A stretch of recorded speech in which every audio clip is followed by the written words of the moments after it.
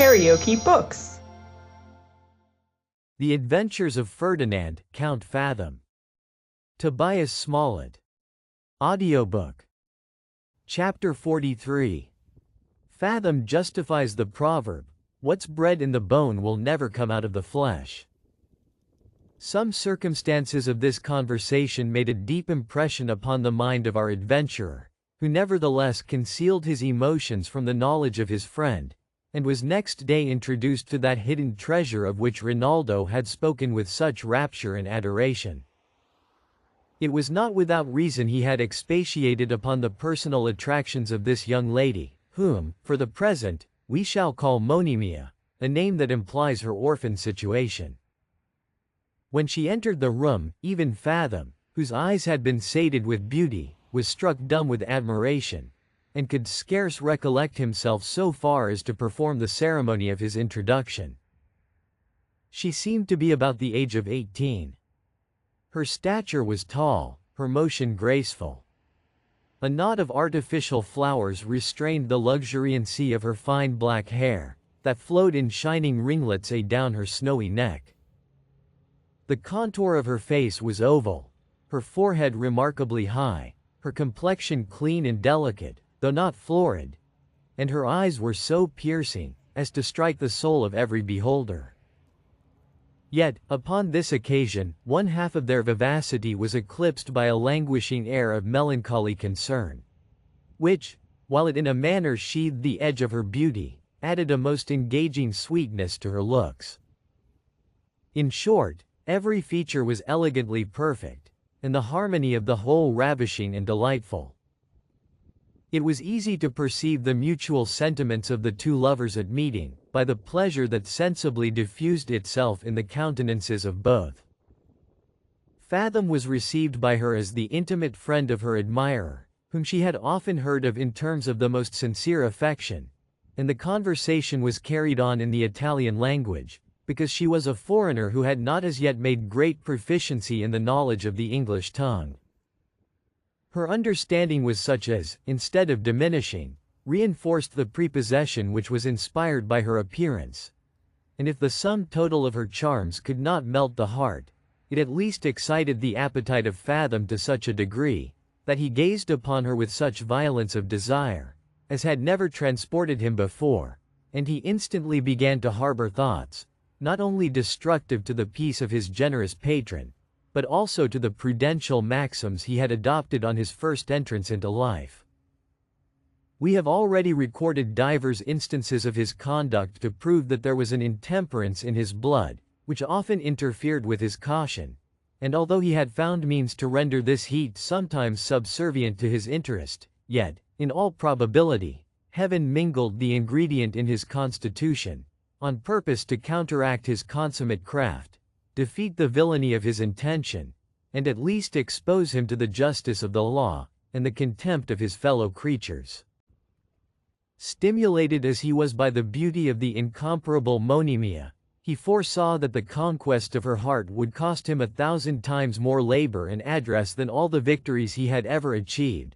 For, besides her superior understanding, her sentiments of honor, virtue, gratitude, religion, and pride of birth, her heart was already engaged by the tenderest ties of love and obligation, to a man whose person and acquired accomplishments at least equaled his own, and whose connection with him was of such a nature as raised an almost insurmountable bar to his design, because, with what face could he commence rival to the person whose family had raised him from want and servility, and whose own generosity had rescued him from the miseries of a dreary jail? Notwithstanding these reflections, he would not lay aside an idea which so agreeably flattered his imagination. He, like every other projector in the same circumstances, was so partial to his own qualifications, as to think the lady would soon perceive a difference between him and Rinaldo that could not fail to turn to his advantage in her opinion. He depended a good deal on the levity and inconstancy of the sex, and did not doubt that, in the course of their acquaintance, he should profit by that languor which often creeps upon and flattens the intercourse of lovers cloyed with the sight and conversation of each other. This way of arguing was very natural to a man who had never known other motives than those of sensuality and convenience.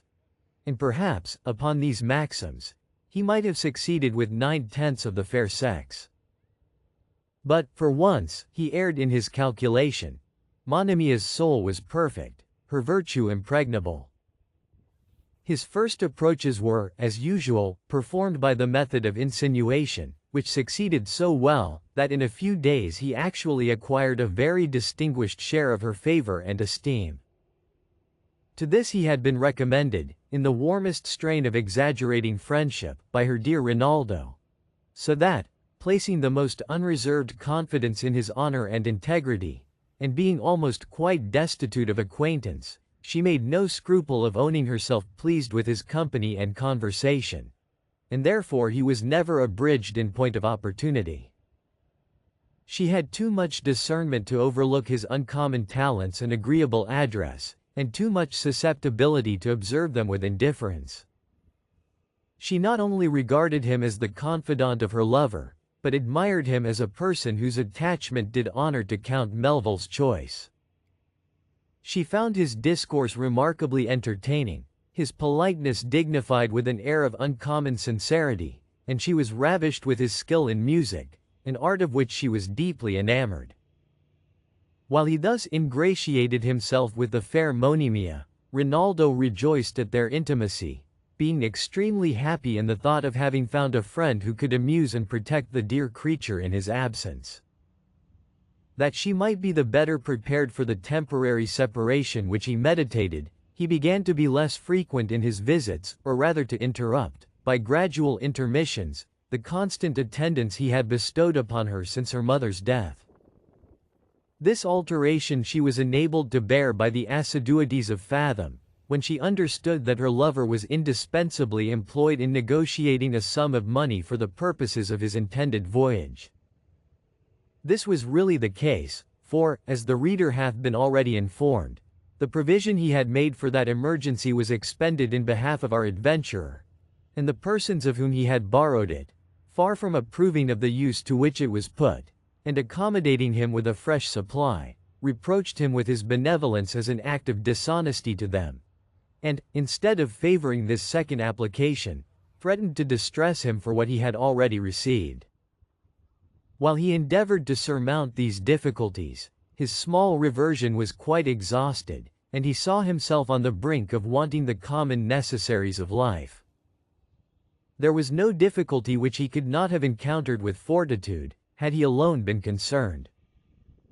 But his affection and regard for Monimia were of such a delicate nature, that, far from being able to bear the prospect of her wanting the least convenience, he could not endure that she should suspect her situation cost him a moment's perplexity, because he foresaw it would wring her gentle heart with unspeakable anguish and vexation. This, therefore, he endeavored to anticipate by expressions of confidence in the emperor's equity, and frequent declarations touching the goodness and security of that credit from which he derived his present subsistence. If you liked what you heard, please subscribe to the channel.